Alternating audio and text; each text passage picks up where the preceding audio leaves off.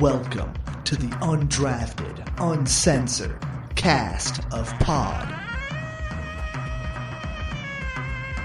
Hosted by Nick Archuleta. Mosted by Colin Zanker. And last but certainly is least, Joseph Goodwin.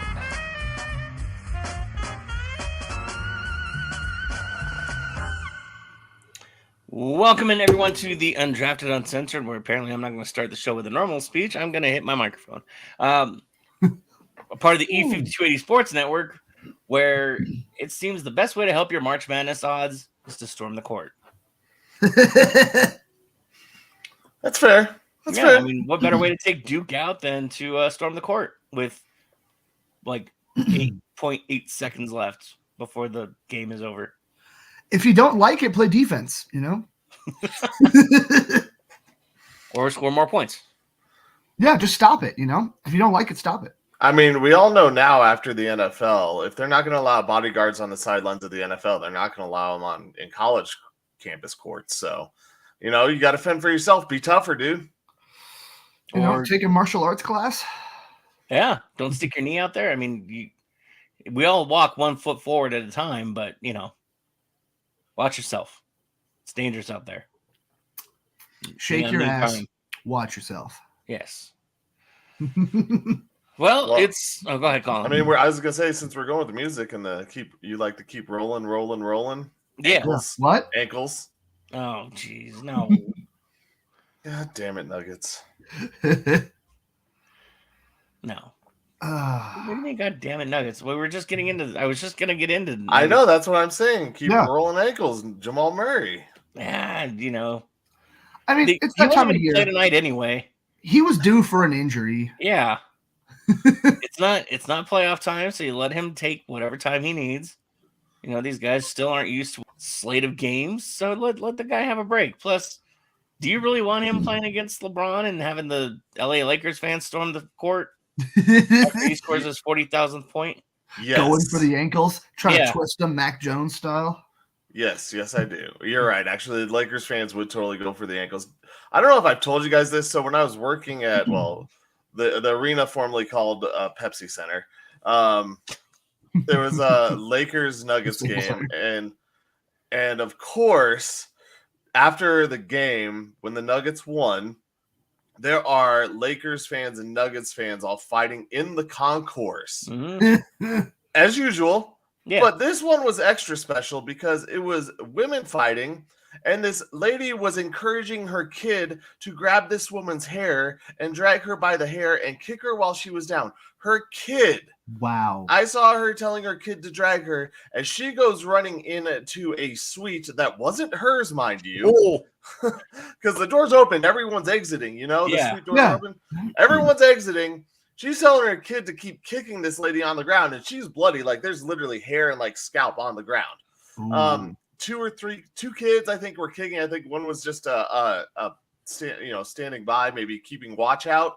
But right in the middle of the concourse. And, it was stupid. I was just like, how are you doing this? And the cops go into the suite, of course, and drag her ass out. Yeah, so I don't know if anything could have or did happen with the kids, but I know mom went to jail that night. Yeah, I would think so. Contributing to the delinquency of minor is a felony, by the way, people. So don't encourage shenanigans. Yeah, don't tell your kids to do crimes. Yes, it's bad. Crime is bad. Okay. Okay. Yeah. I mean, take it from Mr. Mackey, the crime dog. Yes. Well, I mean, they're starting to show that it's time to get serious now. They sweep a back-to-back, and they prevent a sweep as well because the Kings were 3 games up on them. They decided to win the one at home. They won a back-to-back. The second part of the back-to-back got a little worrisome, I guess we'll say, in the fourth quarter. Well, it was worrisome before because that's when Murray went out. He went out in like the first or second quarter. I want. Yeah, they were. I mean, they were already down in the first anove. No, they were up. They were up big. Was it the second then? The Nuggets were up big by like well over double digits, and then Jamal Murray went out, And in the second half, it was definitely the second quarter, actually, because they came out in the second half. I was trying to place some bets on Peyton Watson getting more time, and they blacked all of them out, of course. And so, and he didn't get more time, so you're kind of lucky that didn't happen. He did, but then he made some stupid boneheaded plays, like his attempted dunk that he came up a little bit short of. Yep, Mom pulled him immediately after that. Yeah, but it was the second quarter. He goes out. Nuggets are up big. I want to say probably by like 14, and it was chipped away pretty quickly. And then into the second half, they started to lose it. So, I mean, I understand you lost your point guard in the middle of the game, so it was good that they held on to that. It did show some maturity, but it shows you how valuable Jamal Murray is to this team. I mean, I think we all know it, but in that little microcosm, the team looked lost for – they looked lost and lucky to come away with that victory. Yeah, they were – I mean, I was flipping back and forth between that and the Avalanche game, and so I think I might have missed – I mean, I obviously missed some of the game because I'd rather – I mean, I know you guys are watching the Nuggets, so I can watch the Avs a little bit more. It works to my advantage. The Avs were up 3-0. I know. I stopped watching it, and I just I didn't think McKinnon was going to get a goal, and then guess what? He scored the last one. So I wanted to see Eustace. I wanted to see Eustace in that. Yeah, stupid dog! You made me look bad. He was. Ananen was looking good, and I just wanted to see, if the Avs don't make a trade for a goaltender, and we'll talk about that in a minute. What potential do they have to make a run with Ananen? And he looked good. He let one get by, and I mean, the Avs played just as hard as they did the night before with the Stars. Yeah, I was surprised when I saw the box score of that game. I was like, some highlight popped up and it said J Ananen, and I scrolled by too fast. I'm like, wait, hold on, what? That was Eustace? It wasn't good old Georgie, the corgi. But that was really cool. I was impressed by that because he's one of those, not local guys, but didn't he? No, he didn't go to D. He just played for the Eagles for a while. They brought him up from the Eagles, and that was kind of a fun little, look, we have a minor league goalie, and he's now the backup, mostly because they can't keep a backup goalie healthy. But that was really cool to see. I don't know if that's going to be an indicator of the future that I want to be able to believe, but hockey's just so random. It feels like, anything can happen. And I like the idea of going for a backup, but man, the underdog kind of lover, the hipster in me loves the idea of just rolling into the playoffs with Eustace Ananen as your backup goalie. Just, what could possibly go wrong? Colin, that was the weirdest way of anybody ever drinking water from that kind of a bottle. Yep, it's this cap. It just looks funny. I know. I had to hold it down. I spilled all over myself too. I'm all wet. I got all wet thinking about the Nuggets. Phrasing. Yeah.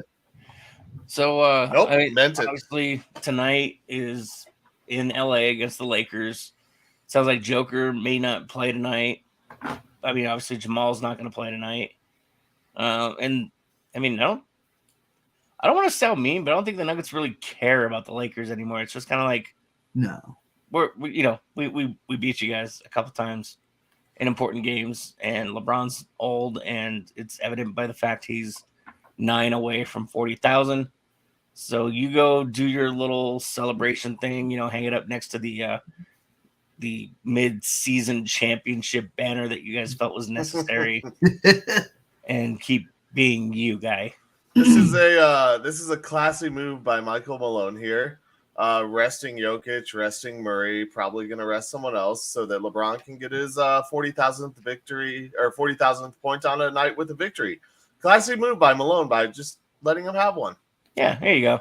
I mean, well, he broke the record in the loss, so you got to have a victory somewhere. Yeah, I mean, we have the victory formation at the end of the show, and LeBron's going to have his victory at the end of his career right here. Pretty close to it. So just not in the championship. No, it's not going to be in the championship. But very classy. Michael Malone letting LeBron win a game where he breaks some record. We should tip our hats to him, thinking about others. LeBron hasn't had enough clout in years, and so let's give him the spotlight one more time. Yep. He doesn't want to overshadow him by having Jokic go out and mess around and get a triple-double. They're on the outside looking in too on the playoffs, right? Yes. They had a big comeback recently, but the problem is that the West doesn't have a lot more competitive teams, so I feel like they're going to end up being in the play-in unless the Rockets decide that they're going to try to make a push. It's that the play-in, I think, is just going to be relatively set. It was a 21-point comeback or 22-point comeback on Sunday. Yeah, he had a big one for sure. But like, could you imagine how awesome it would be if, the Reggie Jackson, DeAndre Jordan, Lob City, they throw in some Gordon if he plays, and they actually manage to beat LeBron and the Lakers, who have not looked very good. Clippers East beat the Lakers. Exactly. Yeah. Yeah, Clippers East taking Clippers Midwest, maybe. Yeah, you go. The Staples Center Showdown, the arena formerly known as the Staples Center Showdown. I would love that. That would just. I was gonna watch this game anyway, just because it sounds like fun, and it's always fun to watch Nuggets Lakers, even if it's gonna be one of those games where nobody really plays for the Nuggets. That'd be sick. Watch Colin Gillespie come out there and hit like maybe more than 1 3. Hey, he hit 3 of them the other night. Yeah, he's a solid player.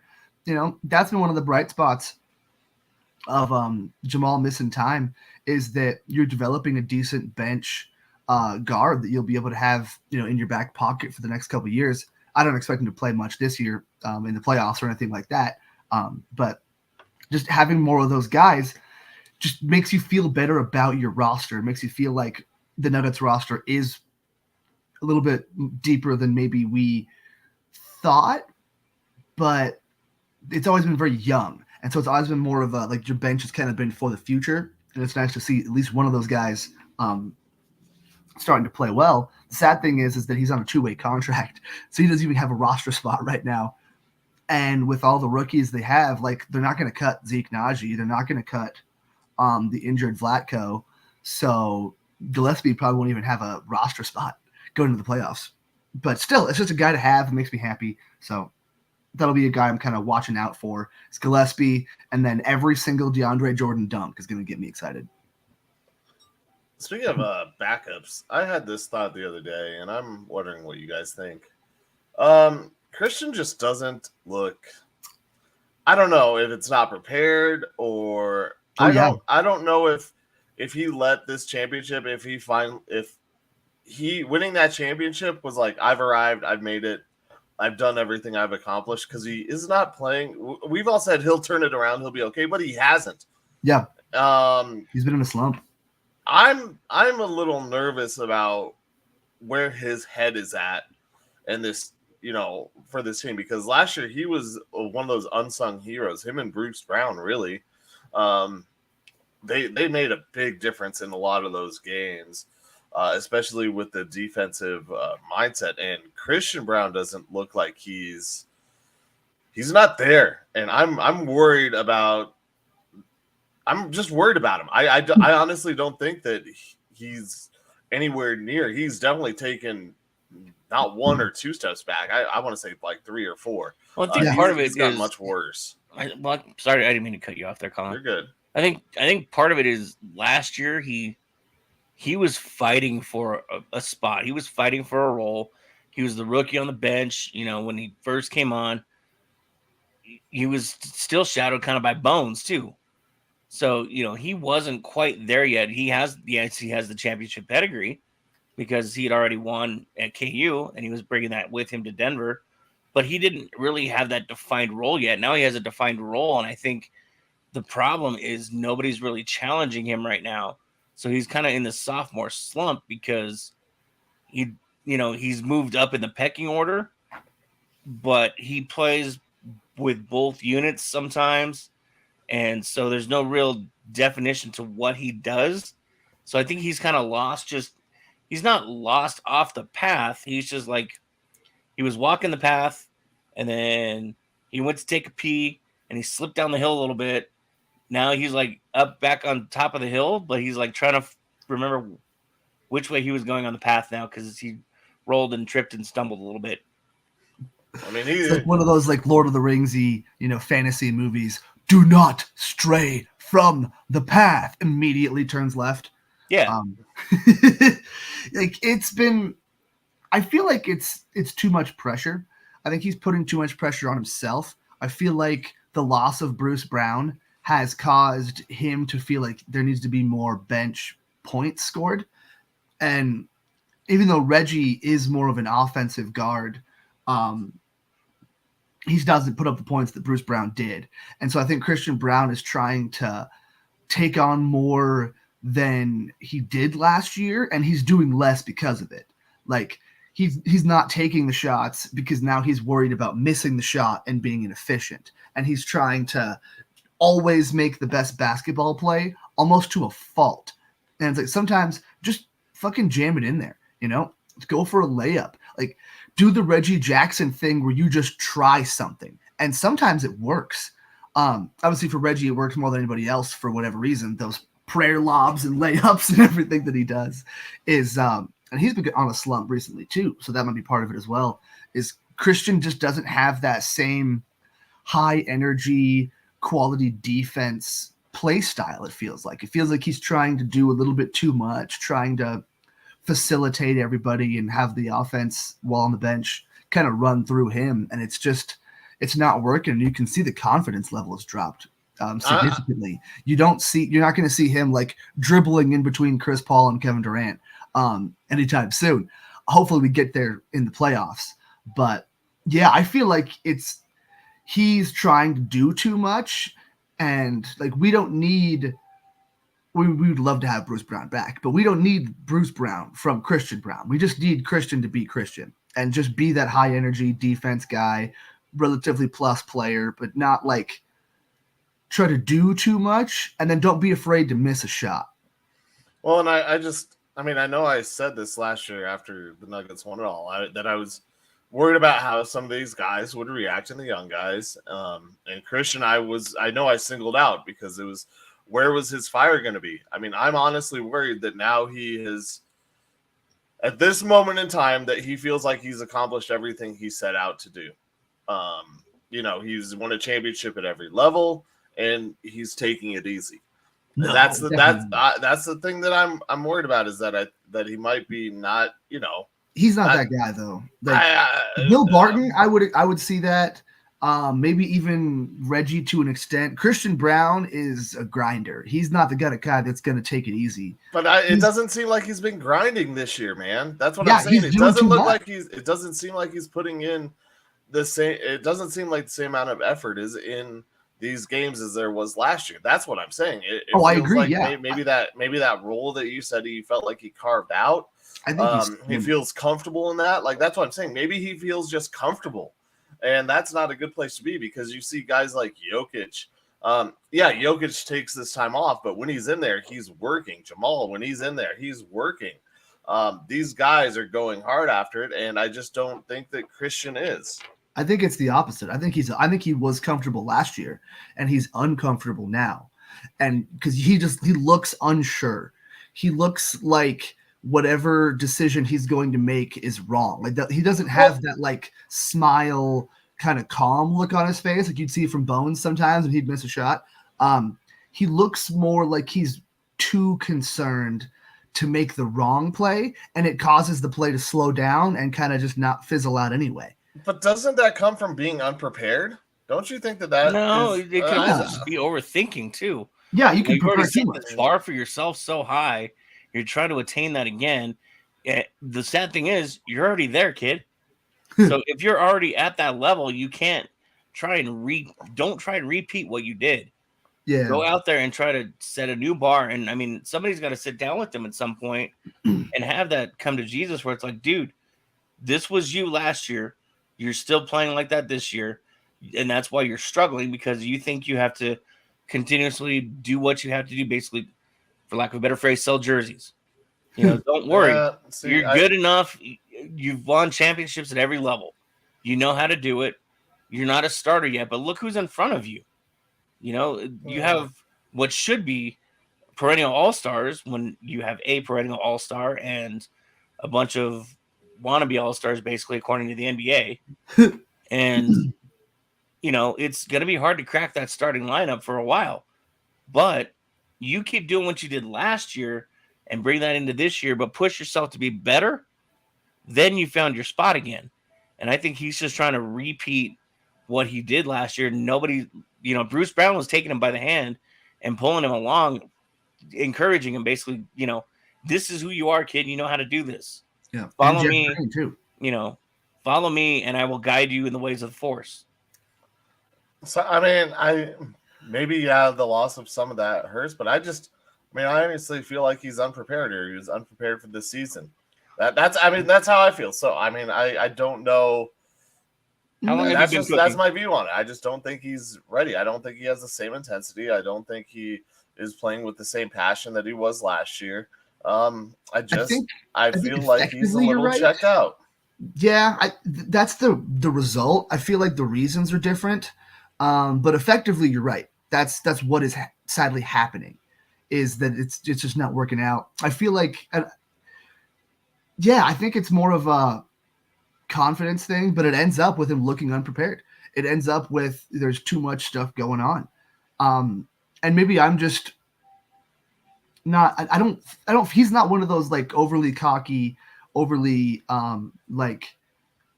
comfortable guys. That's why I feel like it's got to be something else. But you're right. Yeah, but that's the result, is that he's looking like he's missing stuff. It looks like he's slowed down, when last year maybe he was dumber, but he just did stuff and it worked out. Or maybe this year now he's thinking too much instead of doing. But I don't know. At the end of the day, the path to hell is laid with good intentions. So you can do whatever you want. As if the end result doesn't work, then it's just not going to work. And it's especially with Peyton Watson having a rough game, Reggie Jackson not scoring as much as he had been previously, and Reggie's not much of a defender anyway. Him and Jamal on the court at the same time has been a real issue for the Nuggets. So they just need him to play defense. I feel like he's putting too much on himself to try to do all the other things. But, I'm projecting. We're all projecting. We're all assuming, because we don't know the guy personally. Unless he's watching. Christian, tell us what's going on. Tell your story here on the Undrafted Uncensored podcast. Yes. Open invitation. You mentioned he's not cocky, and that's I know we got to get to the Avs next. Sorry, but you mentioned confidence or cockiness, but he did have a swagger last year, and he had a confidence last year about going into games, and he doesn't have that, and that's where I think, like I said, for me, it comes off as being viewed as unprepared, or just not in touch with the game. Like I said, not just. I don't think he's fully invested like he should be right now. I still think it's just that he doesn't have that big brother there with him. So the NBA is hard. He ain't got Big Brown. And yeah, we're stuck with Lil Brown. Colin, how long have you been a chef? I don't know. I've cooked since I could reach a dishwasher. Really, like a while. 25 years. So, has there ever been a time though where you just show up and you just kind of crack egg, flip, crack egg, flip, crack egg, flip? You go through the motions, basically. Well, of course, but I haven't done that for the beginning of your 40 games I haven't done it for half of my life. Like Christian Brown has done it for half of this season, or over half. Well, yeah, but when it's early in your career, a couple of days. If you're not getting that mental challenge, you don't know what's best for you. Sometimes you just kind of show up and go through the motions, and maybe somebody hasn't shown him. He's only in year 2. And he's been playing basketball, like you said, half his life. He's got championships at every level. And at some point where you basically come off of 2 consecutive championship seasons, he's not going to get rookie of the year now. So that's out. Well, you can't get MVP because the perennial MVP is on your team.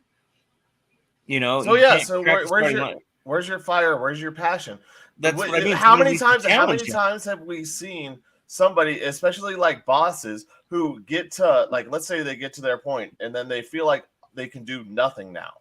You get someone promoted who gets whatever, they're your boss, and they sit on their ass and do nothing because they feel like they're the big boss. They finally made it and they finally arrived. Yeah, this is what I feel like Christian Brown is going through right now. Is that that's what I'm saying. He feels like he's made it. He's finally arrived. Well, he's a different guy. And I'm not saying fire him, but we've all said that about our bosses who sit on their ass and do nothing.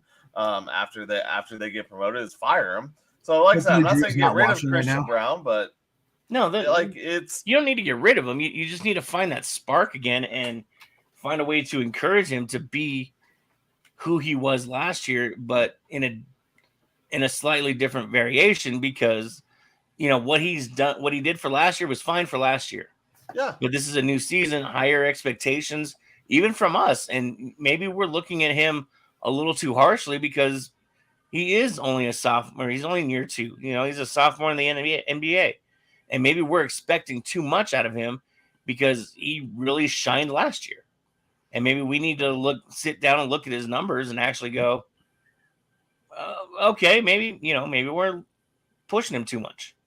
Yeah, I think, like I said, I feel like we need to push him because we need that that production off of the bench. I feel like it's just because I see what you're saying, Colin, and I agree that definitely happens with a lot of people. I just feel like Christian Brown is not one of those people. Like his problem will be something else.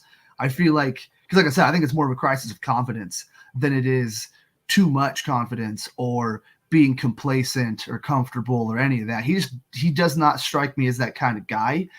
I feel like early on in the season, he was trying to do more. And I think that when that didn't work, it's really messed with him. And I feel like he's trying to do too much.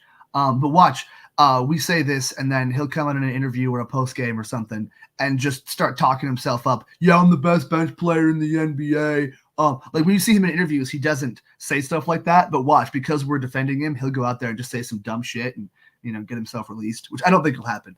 But and then Colin's prophecy will come true again. You never know. Stranger things have happened on the Netflix show Stranger Things. But yeah, the Nuggets bench, man, it still feels thin. Like I like all 3 guys when they're on. I'm still like, obviously Christian Brown has now dropped to like the lowest guy on that bench. But if Reggie can just be efficient and, try on defense a little bit, to the point where you can give him a few more minutes and not have to put so much on your starters. If Christian Brown can just calm down and, or maybe, get excited, whatever it is. And then Peyton Watson needs to not have games like this and just be Peyton Watson, then we're great. But it's just all those guys have shown to be relatively streaky, the least of which is Peyton Watson. But after the last game, you never know. That stuff can happen again.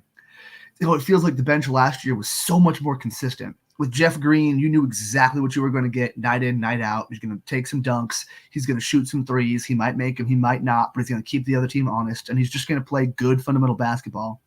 And then Bruce Brown was just going to dominate the bench because he's a starter in the NBA. And we just had 6 starters on the team last year. So I feel like we don't have that guy this year. I guess the best bench guy is Peyton Watson, which I kind of love from a fan standpoint, but not from a winning basketball game standpoint. And that's what really concerns me about this Nuggets bench. And hopefully they can kind of get it together because there's not a ton of buyout guys left that might be able to come in and actually make an impact.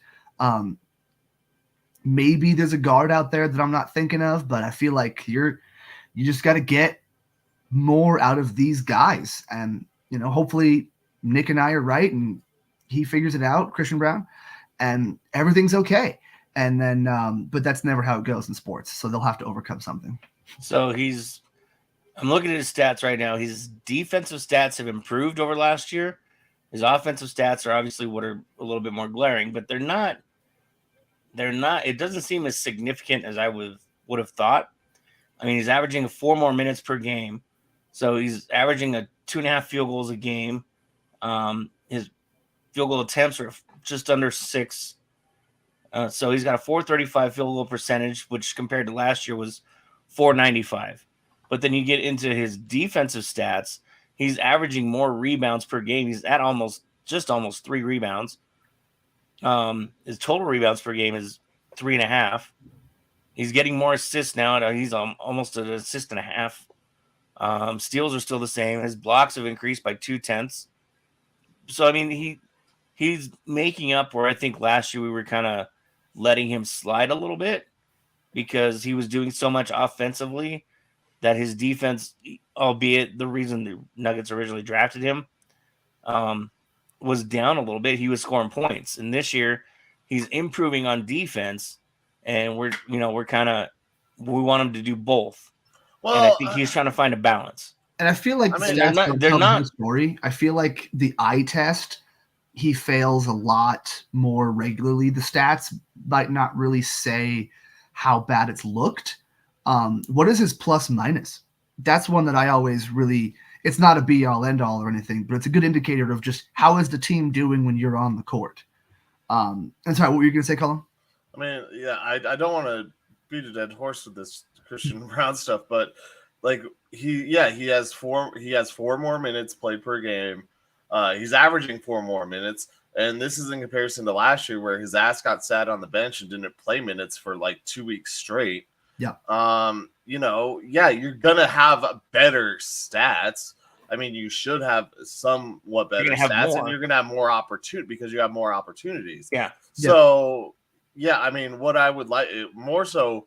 What would be a better breakdown would be his per minutes, because I told you guys this stat about Peyton Watson. Like if he averaged a full game's worth of games. Yeah, whatever. His average, if you take his average and extended it out, it was like 9 blocks a game or something like that. With where he was at a few weeks ago. And so I mean that's not sustainable. We all know that. No, but that's what Christian Brown looked like last year, was some of those like microwaved compressed stats. Like if you gave him a full game and he did that for the whole game, it's like, oh shit, this guy could be something.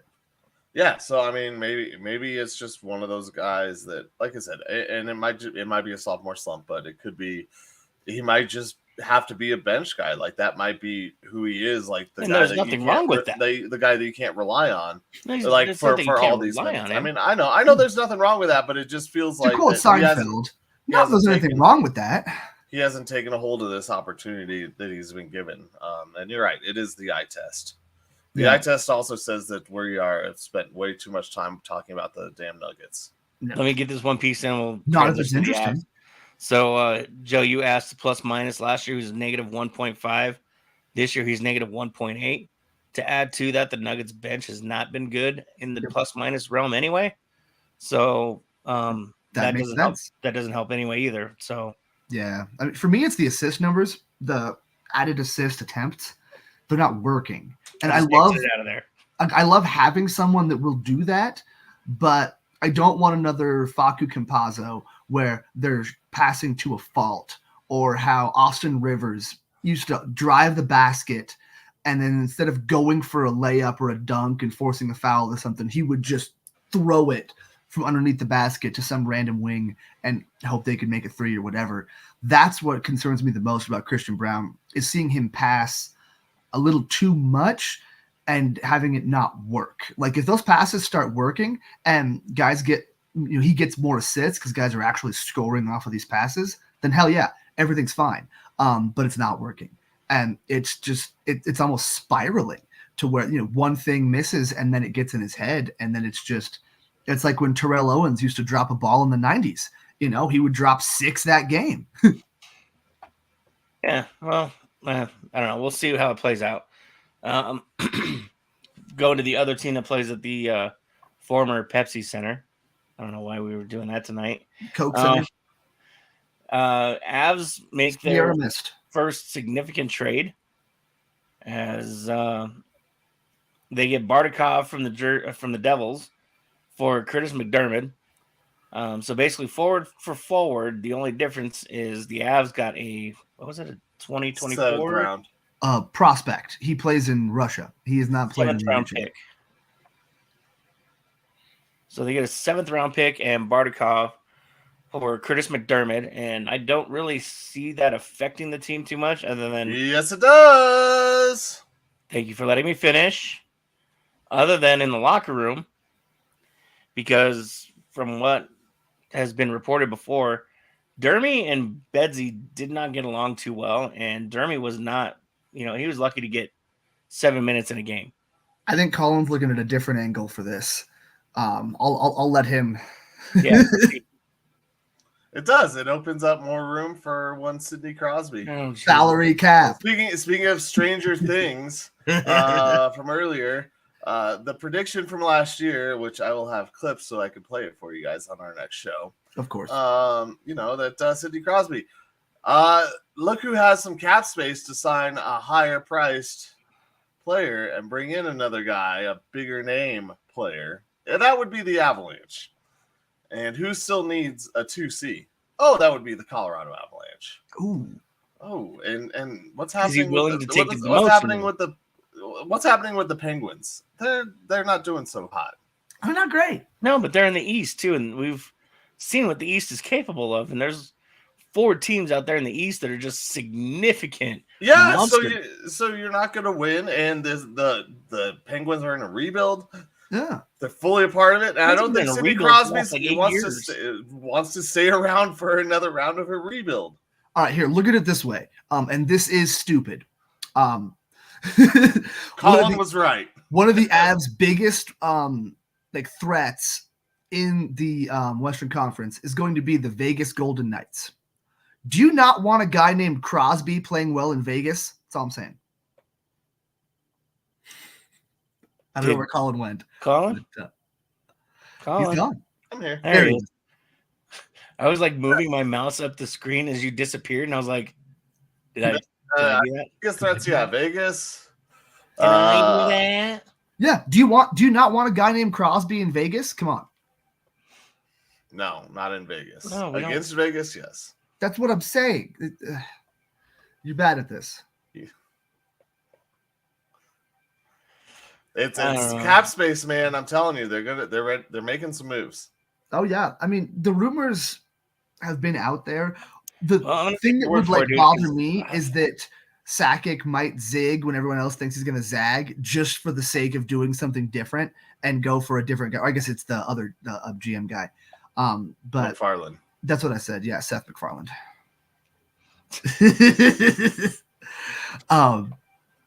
No, it's Todd McFarlane, the creator of Deadpool.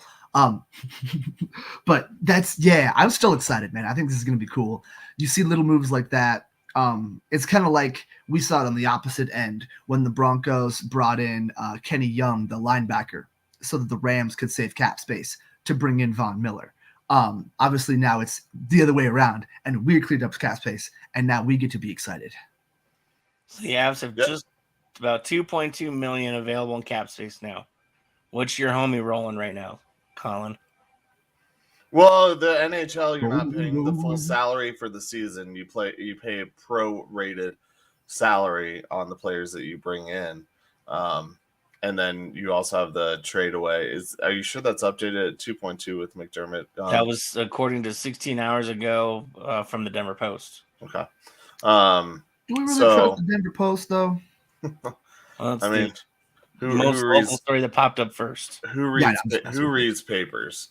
Yeah, come on. Who reads words?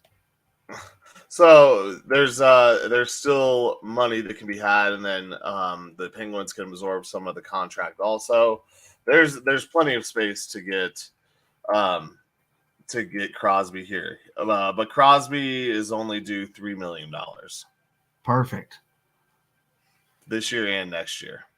I mean, not perfect. That's still $1 million overlap, but that's depends on how much they can mess with that. But part of that's a signing bonus too, which I believe is not. So that's already been paid. 10% is this year and 12% next year.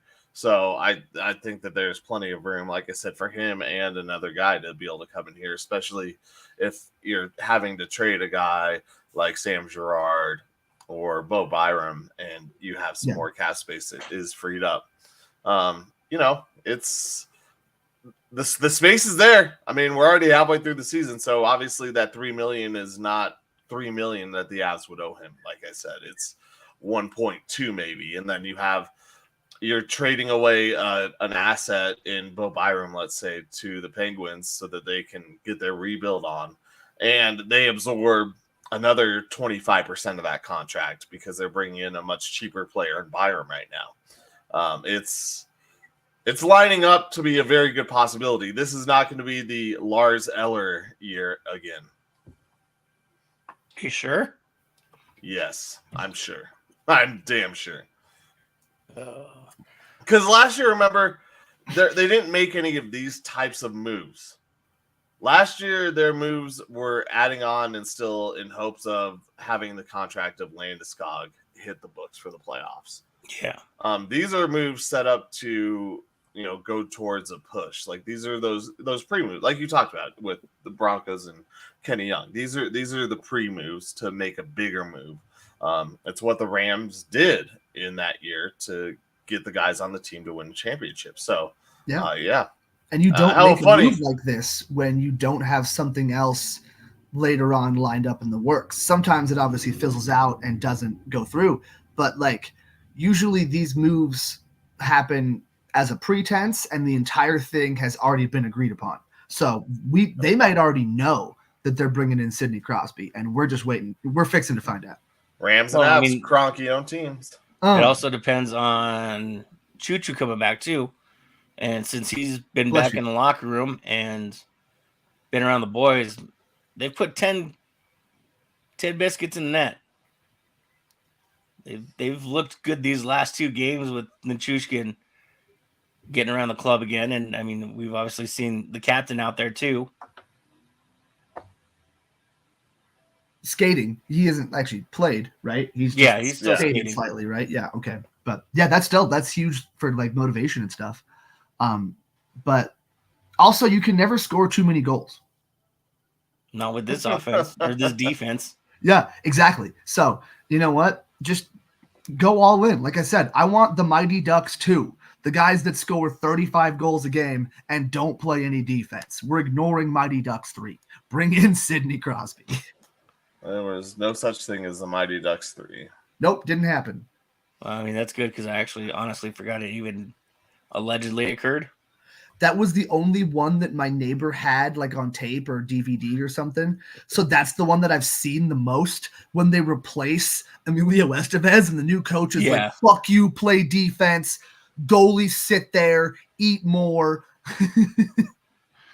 Well, and I mean, even with that, Nichushkin is like, him coming back is good, but he's not a center. Exactly. No, but so having him back should add firepower. But he's motivation and he's a piece in that locker room that, a voice they need to hear. Yep. I don't know. I think he might have lost some. Like, he's got to earn some of this stuff back. Depends on who it is. He's left the team twice now too, and I know it was to get better, but it's coming from experience. Just because you go off and work on yourself and get yourself better doesn't mean that everyone forgives you or welcomes you back with open arms right away. No, not everyone's going to. And so there's still work to be done here. Just because he's back on the ice does not mean that he's going to be completely accepted back in the locker room, because half of these guys, might accept him, but the other half are just waiting for the other shoe to drop and him to be gone again. So don't just assume that because he's back. No, I'm not. But I'm saying it's changing motivation on this. It helps, but it helps though too. I mean, it helps. Yes, it helps having a player. And, like you said, speaking from experience, I don't have that experience. I've been on the other end where people have gone away, gotten themselves better, and come back, and maybe it's just me and my personality. I've always been supportive of that. I'm not one of those people that's trying to shove anything down anybody's throat, or just, we'll just wait for him to fuck up again. You try to be that good person that makes sure that they stay on the good path. Yeah, but it's not everyone. No, it's not. Sure. It never will be. There are, like you said, there are some negative Nancy's out there. I mean, but we all have people who we felt have burned us too many times in our lives that we don't give another chance to. And so that might be some guys in the locker room for the Avs. Maybe? And it could be, I mean, I don't hope so, but you never know how management views it. Also, Yeah. management could view it that if Sakic or McFarland feel like you burned us too many times, can't trust you, you're gone. Which is exactly, and I don't think that's who they are because they gave Kadri multiple chances. So I'm just saying, like, well, Kadri was getting more fucked by the NHL than he was anybody else because they were holding a lot of shit against him. But that was, I mean, it was all still self-imposed. He did those things and got that target on his back. So yeah, but still, he got overly punished for having a clean history for as long as he did. I agree. He got overly punished, but a punishment is a punishment. You become a liability. Well, yeah, even though, because it sucks that, obviously he's had such a great streak of not doing those things, but he had that history of being malicious. And then he came here and, he'd have some hits that were definitely not as bad as he used to have in Toronto. But like, it was still like, oof. And we're also kind of biased too, because Claude Lemieux, we want to defend our guys that hit hard. So I feel like we have a little bit of that too. Like, fuck you guys. That's just how we play hockey in Colorado. But well, the good thing is the Bertuzzis are at least keeping themselves in line with the family. So we hate all of them anyway. Exactly. Yeah, Tyler scored a hat trick against the Avs the other day. Fuck that guy. Punch in the face. He's not even. He's like far related. I know, and we still don't care. He's not. It's just the name on the back. Yep. You are a Bertuzzi. You are dead to us. Yep. Not a fan.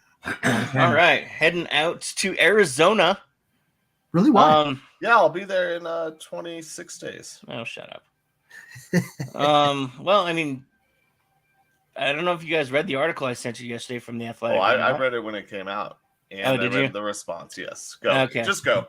So, Chris Bryant has a little bit of explaining to do. He's backpedaling himself to some kind of room of safety, although it's probably rigged with grenades at this point. KB said that he basically signed with the Rockies because he was in a panic mode and didn't do his research about how the team was doing, how their minor league system looked, and he basically just took the first contract because they were coming out of the strike. We all kind of knew that. I mean, why else would he sign here purposely?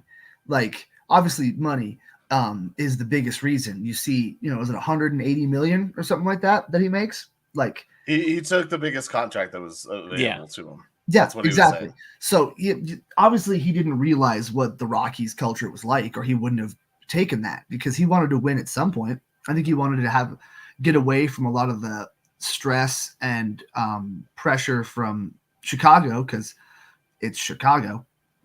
But well, he ended up in San Francisco. He got traded to San Francisco to try and help them with their playoff run. That's right, but they didn't want to keep him anyway. No. So he was stuck on free agency. So he was in trouble of looking like a one-hit wonder, which now he does. I guess not one hit. He was good for a couple of years, but so now he came here and we were all like, really? Why? He must be washed up. He must not care. And then he would say Nick was super excited. Yeah. And then he would say things like, I'm going to do well and this team's going to win. And we're like, there's two possibilities here. What are you smoking? Or what do you think this is? Like, obviously he was either lying or had no idea. And we honestly gave him too much credit thinking he was lying. I don't know. I mean, Bryce Harper called him out when they were getting ready to brawl with the Phillies last year. That was actually kind of funny, but I'm still mad at Harper because you can't talk about my team that way. Only I can. Big brother, little brother. Yeah. So Jake Shapiro, friend Jake Shapiro, he wrote an article about this, and his quote at the end of his article, talking about this. So I'll say this. He says, and thus ends what will likely be the most memorable chapter of Bryant's Rockies tenure. The time he briefly put his foot in his mouth and bit the appendage as well as the hand that feeds him. See, I don't think the front office cares. Yeah. Well, the front office, the front office doesn't care, but especially when he said that, teams like the Dodgers, you have to go out and perform. It's nice to be here in Colorado where there's no pressure. where no one's watching. Like, oh come no, on. we're watching. There may not be a lot of us that are watching, but we're watching. Yeah, but he literally said that there's no pressure in Colorado because no one cares about the results. And yeah, he it's means true, the organization. the team management. Yeah, they don't care. It's not the fans. The fans care in every city, even Oakland, sadly. That's the saddest thing about the Rockies is that fans will care. I'm sure there's some baseball teams, kind of like the Chargers, where they just don't have real fans. But like they're always going to care. It's management. It's the coaches, managers, GMs. Well, I mean, Bud Black can only do so much of what he's given. He can only polish a turd so much, and for being given what he's been given, you have to remember too. The Rockies lost 2/5 of their rotation last year, and then which is their fault. And then Freeland was in and out of the lineup too. Tell me the years that hasn't happened, where they haven't lost guys for multiple series. Sensatella's always been hurt. Marquez has got hurt consistently. Freeland has always been hurt. He's always had a blister on his damn finger. Like this, and this team has continued to give them contracts. So don't blame it on that. When I'm not blaming it. I'm just saying you have to remember too. The guys I remember you were relying because on, it's happened every year. The guys you're relying on are the ones that weren't in the rotation last year. So you had to double back and hit the panic button because you didn't sign anybody to a major league contract. Yeah, that's what I'm trying to get to. This is an ownership problem and a front office problem that doesn't know how to run a baseball team. And so poor Bud Black's stuck in the middle. And now Bud Black's probably on the hot seat this year because everybody's going to expect the Rockies to lose 100 plus games again. And the front office is going to put the blame on him because for the last 3 seasons, the Rockies have signed 3 major league contracts.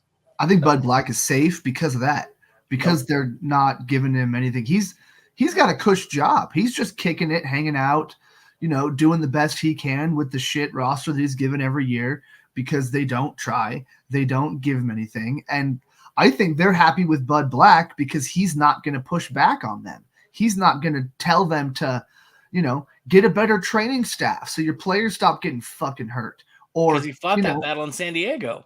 Yeah, get a farm system, get anything. I think they're all just kind of happy with the status quo. And as long as people keep showing up to the games, I don't think they really care about losing. I would feel bad for Bud Black if he got fired. But I mean, I guess it's whatever, it's how it goes. But like, it's just going to be another figurehead type guy. We're going to see, Bill Schmidt, the coach, the manager, it's just going to be some guy that's not going to have any say. And it's just going to continue it'll be even worse if they get rid of Bud Black. At least they have a guy like Bud Black that at least fans seem to like. Maybe, I'm wrong about that. And more fans kind of have the same sentiment that Nick has where it's like, fuck it, Well, the Rockies might not care about results, but we've got to get to our results. This is the victory formation. All right, boys, here we go. Best play in football. 6 right tight diamond victory on 1. Break. Okay, 3, 2, 1, let's jam. The Pick'em segment, proving that Colin Zanker is the most humble man in the history of time. Least. Featuring Nick Archuleta, wishing he was somewhere else. And Joe Goodwin, just kind of winging it. We are just kind of winging it into the victory formation. Like I said, we care about the results. One of us has finally broken through one other level. Let's get into last week's picks. Unlike Chris Bryant. The first set of picks was the Nets versus the Timberwolves. Timberwolves came out victorious. Joe was the only one to pick that one correctly, winning 13-08 when the Timberwolves are a -325 favorite. The next game, Texas, hook 'em horns for Nick. Boom. Didn't hook anything besides a loss. Damn. Boom, that. As Kansas dominated them from start to finish. So they got -355. Joe and I got that one correct at 1282. The Kings beat the Clippers. And Nick was the only one to choose that one right. At the best odds of the week, Nick won 25.50 while Joe and I lost 10. So that means Joe went 2-1, Nick went 1-2, and I went 1-2. Big winner of the week, Joe, winning $15.90, bringing him over to the $200 mark at 201.38. Nick in $15, little man. Put that in my hand. I'm in second place after losing $7.18 at 145.66. Nick, you won $5.50 at 113.37. Let's get into this week's picks, and we got a fun slate of games. We are going to start with number 5, Marquette versus number 12, Creighton. This one's in Omaha. The lower seed is favored. Creighton at minus 278. Marquette, the Golden Eagles, at plus 225. Nick, who have you got? I'm going to go Creighton because I like saying it that way, not Creighton. I like saying Creighton. Nick is going Creighton. He's going to just go with the favorite and try and make up for last week's one win, even though he won more than me. Joe, who you got? Golden Eagles or the Blue Jays? I have no idea. So, fuck it. Let's go with Marquette King. I picked against him last week. I think he's going to have a bounce back punting night. I think he's going to hit the ball real hard. He's going to cough and corner those guys, and they're going to be a dub. You know, I have a soft spot for Creighton after beating them to their championship and no more brick powder last year. So, yep, I'm going with Creighton. We move on to another top 25 matchup in college basketball. That is Kansas versus Baylor. This one's in Waco, also known as Waco. Baylor is a favorite at minus 238. Kansas underdog at plus 195. Joe, who you got? I'm just thinking of the Animaniacs theme song now because you said Wacko. You're welcome. We're the Warner brothers and the Warner sister dot. I don't know. I don't know who's better. Is either of them ranked right now? Like I said, number 7 Kansas, number 15 Baylor. It's at home. Okay. Baylor's a favorite by minus 238. Really? Even though Kansas is higher ranked? It's the same thing as in the other games. It's like I feel like I don't know. Both higher ranked teams about are Baylor underdogs. makes me feel like they're pretty good right now, but the Jayhawks also just I feel like the Jayhawks are better in the play or in the tournament though. So yeah, we'll take the Bears. He is taking the Bears. Kansas sucks on the road. Pretty terrible. So that's why I'm going to choose them. Love it. Kansas Baylor sucks. I'm picking them. Yeah. Nick, who you got? Who did Joe pick? I picked Bears. Okay. The Bears. Baylor Bears. I was just making sure we weren't having a clean sweep because I was going to go Kansas. Shit. Oh, have we picked the same, Nick? Nick and I have chosen the same thing. Fuck. All right. Well, time for a bad week. All right. Let's move on to the one that we can parlay with all of these if we choose to. We move to the Handball Champions League. Parlay. Oh, wait. Actually, what do I win for Damian Lillard winning the 3-point contest? Because I definitely called that. It was a free whatever $10. I don't know. I forgot that I didn't put that in the notes. You're right. No, you're good. Whatever. I'm just fucking with you because I actually got one. Talked about that. We got a minute and a half left, so we'll bring that up next time. Telecom Vesapuram. I don't know. Favorite at minus 115. Matterberg at plus 130 in the Champions Handball League. I'm going with the favorite Telecom Vesapuram in the Handball Champions League. Hey, what? Who you got? I'm gonna take. What was the other one? Nick, who you got? Matterhorn. Matterberg. Matthew Berg. Magdeburg, actually. Magnavox. You're going with Magnavox? I'm going Magnavox. All right. Magdeburg versus Telecom Vesprem. Champions Handball. Deep dive. Should I go? I'll take the Magna Carta. All right. That's Joe with the Magna Carta. And then we move on to the basketball game. Sunday night basketball. These also can be parlayed together.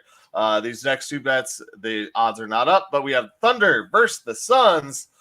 This is in Phoenix. Nick, who you got? Thunder versus Suns. OKC. Of course he does.